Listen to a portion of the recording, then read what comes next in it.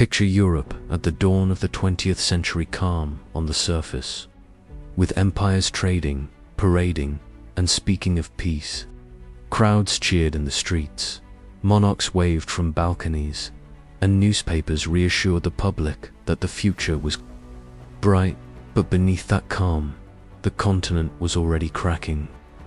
Britain was starving without the sea, Germany was racing to outbuild the Royal Navy, and Ireland was quietly arming for civil war. What looked like peace was already the beginning of World War I. Before we dive deeper, make sure to subscribe to the channel and hit the bell icon so you don't miss the rest of this journey through history's turning points.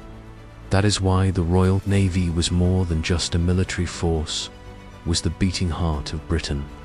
The empire's survival, its global influence, even the food on British dinner tables depended on the fleet that ruled the oceans. And everyone knew it, including Germany, since unification in 1871. Germany had risen with astonishing speed. Its factories roared with industry, its cities grew into modern powerhouses, and its military swelled in size and strength. Kaiser Wilhelm II dreamed of building a German empire to rival Britain's. But there was one obstacle: the Royal Navy's absolute supremacy at sea. As long as Britain commanded the oceans, Germany's ambitions would remain limited. The Kaiser was determined to change that. So began one of history's most dramatic arms races. German shipyards poured steel into warships, each larger and more powerful than the last. Britain, unwilling to be overtaken, answered with its own building frenzy. The contest reached a turning point in 1906 when Britain unveiled HMS Dreadnought. With its revolutionary design and devastating firepower, it instantly made every other battleship on Earth obsolete, including Britain's own fleet. Overnight, the naval race reset to zero. For Germany, the message was clear: catch up or be left behind. For Britain, it was equally clear: stay ahead at all costs. Newspapers whipped up fear, printing slogans like, "We want 8 and we won't wait," demanding new dreadnoughts to secure the empire's survival. This was no longer just about ships. It was about existence. Both nations believed that control of the sea would decide the future of the world. But even as Britain stared anxiously across the North Sea at Germany, danger brewed closer to home. Ireland, long under British rule, was pushing for independence through what was called Home Rule. It promised Ireland limited self-government, but it split the island in two. Irish nationalists supported it, while Protestants in Ulster vowed to resist it by force if necessary. By 1914, both sides had formed militias. The Irish Volunteers and the Ulster Volunteers drilled with weapons, stockpiled ammunition, and prepared for a civil war that could erupt at any moment. The British Empire, outwardly confident, now faced the possibility of a bloody conflict inside its own borders. And Ireland wasn't the only source of unrest. In the streets of London, Manchester, and beyond, another battle raged: the fight for women's rights.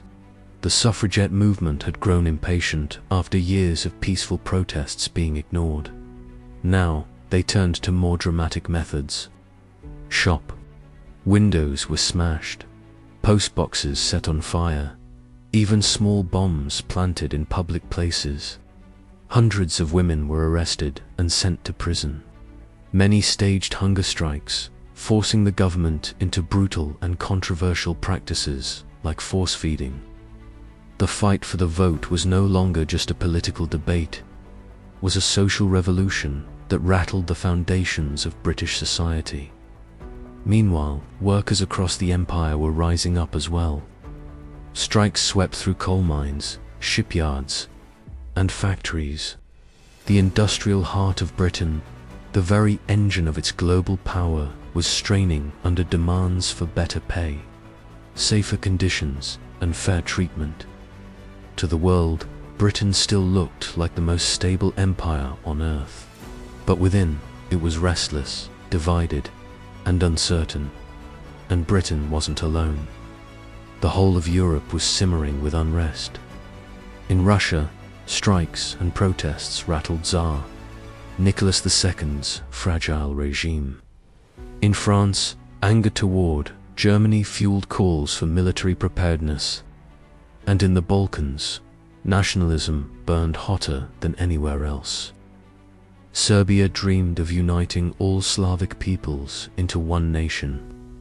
Austria-Hungary, terrified of losing its grip on its diverse empire, watched nervously. One spark in this region could ignite a firestorm across the continent. Yet, to the casual observer, Europe in 1914 looked peaceful. Diplomats shook hands, kings exchanged polite letters, and newspapers reassured the public that war was unthinkable. But behind closed doors, the reality was very different. Generals were already working on timetables for conflict. In Germany, the Schlieffen Plan plotted a lightning-fast invasion of France through Belgium. In France, Plan 17 envisioned a bold strike against Germany's borders. In Russia, vast mobilization plans were prepared to move millions of soldiers. Across its endless steppes, Europe was like a grand stage. On the surface, it was set for peace, with glittering costumes and confident performances. But behind the curtains, hidden from view, were stockpiles of weapons, battle plans, and rivalries waiting to explode. And then came the spark. On June 28, 1914, Archduke Franz Ferdinand, heir to the Austro-Hungarian throne, visited Sarajevo. A young Serbian nationalist fired the shot that killed him, and with it, shattered the fragile balance holding Europe together. The assassination was more than a personal tragedy. It was the trigger that set every hidden tension in motion. Austria-Hungary, furious, issued an ultimatum to Serbia that was designed to be rejected. Serbia resisted where it could, but accepted much of it, hoping to avoid destruction. Russia, bound by Slavic ties, promised to defend Serbia. Germany stood firmly with Austria-Hungary, offering what became known as the blank check of support. France, tied to Russia, prepared for war, and Britain, watching its allies pulled in, edged closer to joining them. Within weeks, the continent that had looked so calm was engulfed in flames. Britain's naval supremacy, Germany's ambitions, Ireland's unrest, the suffragette movement, workers' strikes, nationalism, secret war plans, all the pressures that had been building for years now came crashing together. The powder keg had finally exploded. The world was at war, so if you love history and want to uncover more of the world's forgotten stories, don't forget to subscribe to the channel and hit the bell icon. The war has only just begun.